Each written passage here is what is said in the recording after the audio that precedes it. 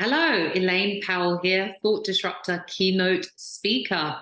I work with organizations and teams to help them deal with any challenges with transformative thinking through my Think methodology that helps to turn all of those challenges, problems into transformative results. But it usually starts with ourselves. Now, I've been sharing two other videos on David Beckham's video, his documentary on Netflix. And the reason I love that is because it really shows us what does it take for us to be successful in whatever's important to us, whether it's your health, your finances, your family, your career. What are the simple principles that we see those who are very successful and at the top of their field, what are they doing that's different? There's a saying, look at those who are doing things and they're doing things that others won't in order to have what others don't. And a lot of it, in my opinion, starts with the thinking. So in the first video I shared around passion, they're very passionate at what they do. So what are you passionate about? And are you following your heart, your North Star, your why? The second that I shared was consistent, being consistent in your actions. But now we're going to look at what stops people from being consistent in their actions. And one of the things, in my opinion, and remember it's an opinion, I don't hold the monopoly on truth, it's just an opinion. And it's one of my keynotes is on the power of being your word.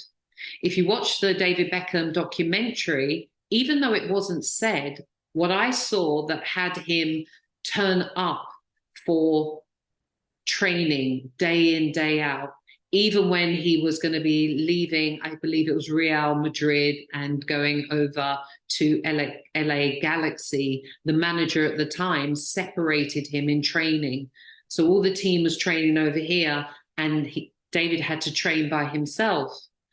But even the manager, Franco Capolo, I think that's how I pronounce his name, even he said in the documentary, David still showed up on time and did the training. Even when, he was deciding, he was being booed because he missed, well, actually he got sent off during an England World Cup game at the finals. He was young and he got a red card because of an action he took, and he was sent off, and this meant the team were down a player and they lost. And seemed to him like the whole of England, all the fans just really held it against him. They were saying really horrible things about him in the press. Every time he'd step on a field, they booed. They said horrible things about his wife, Victoria Beckham, but he still showed up.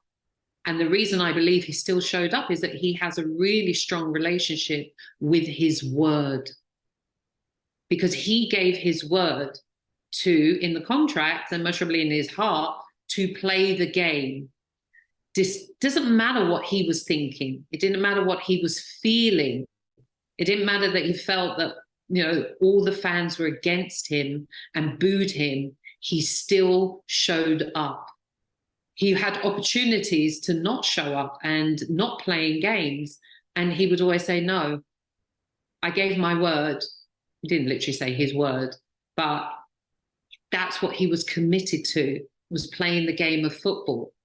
So I want you to start looking at your life. Where have you given your word to something that you knew would benefit yourself? And then 2 months or 3 months down the line, things get tough and you then rescind on your word. You then give reasons and excuses why you're not going to honor the word you gave to yourself, even though you knew you gave that word to yourself because it was for the best thing for you. So you're going actually against yourself. It's much easier to honor our word to other people because they hold us accountable and there's repercussions. But when it comes to ourselves, many people, you can see yourself in here, will just make reasons and excuses why you don't honor your word to yourself.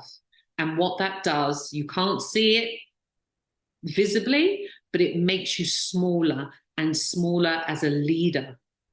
makes you feel you can't feel tall and stand in your power when you know that you're just giving up on things, even though you gave your word to it.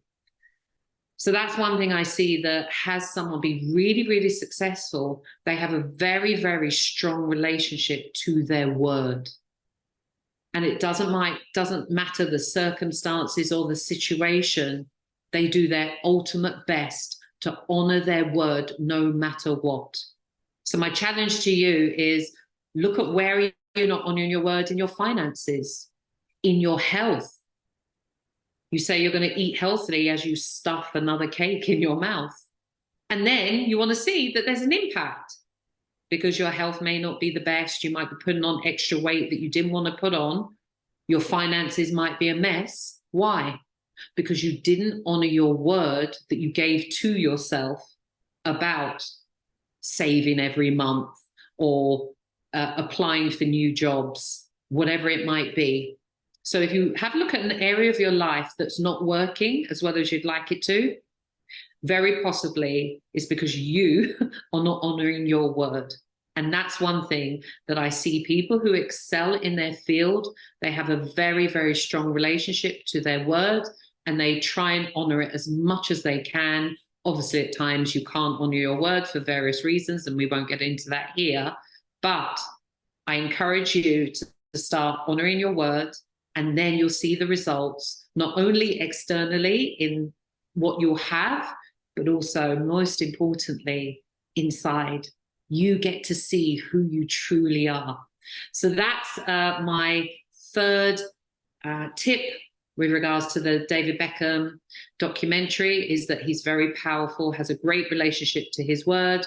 And I'd love to hear your thoughts, your comments, your experiences around this third tip about being your word. So that's it from me in this short video. Elaine Powell, thought disruptor, keynote speaker. Until the next and last video I will do on the fourth key that I feel makes you successful in all areas of your life. Take care.